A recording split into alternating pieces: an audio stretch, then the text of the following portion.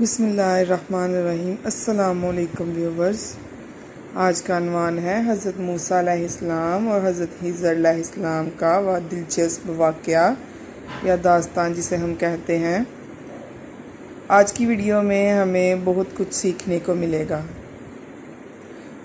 Please پوری watch کیجئے گا۔ جو ہمارے چینل پر نئے ہیں پلیز سبسکرائب کرنا مت بھولیے گا تاکہ ہماری آنے والی ویڈیو کا نوٹیفیکیشن آپ کو سب سے پہلے مل سکے، اور کمنٹس کر کے ضرور بتائیے گا کہ ہماری آج کی ویڈیو آپ کو کیسی لگی۔ لائک اور شیئر کرنا مت بھولیے گا۔ آئیں بڑھتے ہیں اپنی ویڈیو کی جانب۔ حضرت موسیٰ علیہ السلام کی حضرت خضر علیہ السلام سے ملاقات۔ یہ بہت دلچسپ واقعہ ہے۔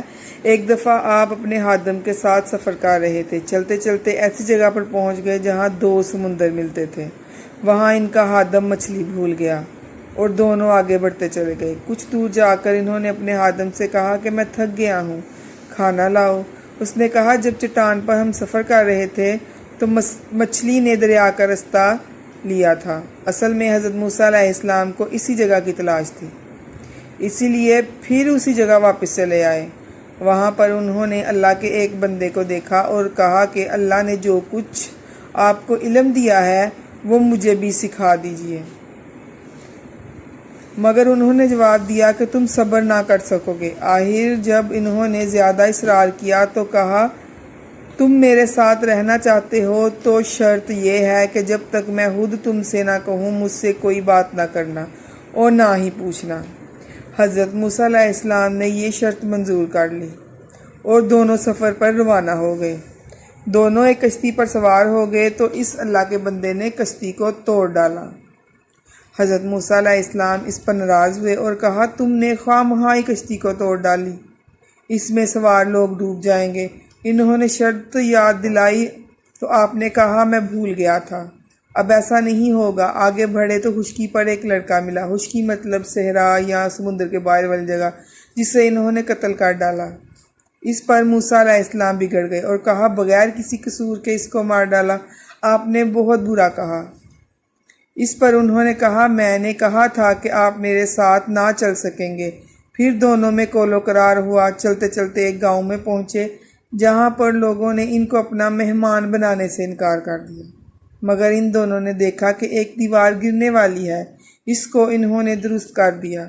حضرت موسیٰ علیہ السلام پھر صبر نہ کر سکے اور کہا اگر آپ چاہتے تو اس کام کی ان سے مزدوری مانگ لیتے۔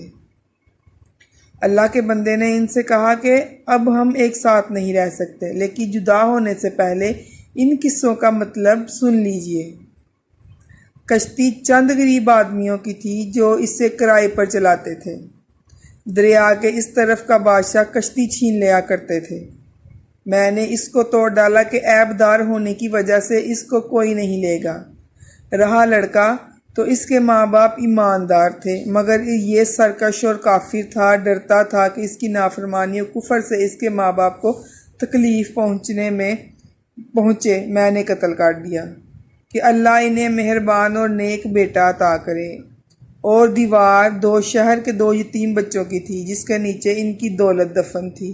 ان کا باپ نے ایک تھا، اگر دیوار گر جاتی تو دوسرے لوگ ان کی دولت پر قبضہ کر لیتے۔ اللہ تعالیٰ کی مرضی یہ تھی کہ دونوں جوان ہو کر اپنا خزانہ نکال سکے۔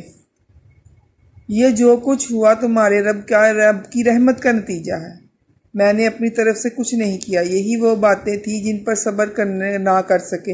حضرت موسیٰ علیہ السلام اس کے بعد ایک عرصہ تک بنو اسرائیل کو ہدایت کرتے رہے، برائیوں سے روکتے رہے، اچھائیوں کی تاکید کرتے رہے، اور آخرکار اپنے اللہ پاک سے جا ملے جس نے ان کو بھیجا تھا۔ جو قوم اللہ تعالیٰ کی نافرمانی کرتی ہے ان کو تھوڑا تھوڑا عذاب دے کر خبردار کیا جاتا ہے، اور اگر پھر بھی نافرمانی کرتی رہتی ہے اور اس کو کچھ عرصہ کے لیے ڈھیل دے دی جاتی ہے تاکہ وہ بالکل غفلت میں پڑ جائیں، اور پھر ایک دم اللہ کا عذاب آ کر ان کو ختم کر دیتا ہے۔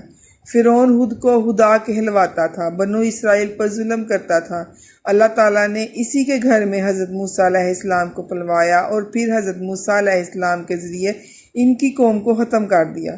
دوسرا سبق ہم کو یہ ملتا ہے جو قوم بہت عرصہ تک دوسروں کی غلامی میں رہتا ہے اس کی رگ رگ میں غلامی بس جاتی ہے، غیرت بہادری ختم ہو جاتی ہے اور اس کا جی چاہتا ہے کہ بار بار وہی غلامی کی باتیں کریں جس طرح بنو اسرائیل نے کی تھی آزاد ہونے کے بعد۔ تیسرا سبق ہم کو یہ ملتا ہے حضرت خضر علیہ السلام قصے سے ملتا ہے۔ اللہ اپنے نیک بندوں کی حفاظت ان کی زندگی میں ہی کرتا ہے، ان کے مرنے بعد ان کی اولاد کی حفاظت کرتا ہے۔ جو ہمارے چینل پر نئے ہیں پلیز سبسکرائب کرنا مت بھولیے گا۔ اللہ حافظ۔